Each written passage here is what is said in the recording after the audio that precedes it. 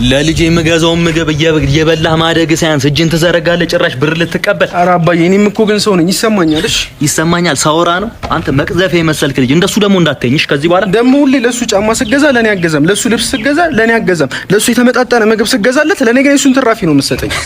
አይዞ ምን አገባኝ እኔ ስላንተ የታውቃለሁ እንዴ?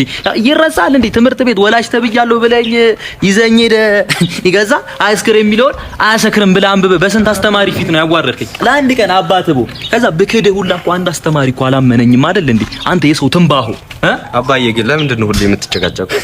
ይሄን አታቆም መሰሪ። የሆነ ቀን ይኸውልህ እንጀራ አባቱ ነኝ ብዬ በሰላም ቁጭ ብዬልሃል።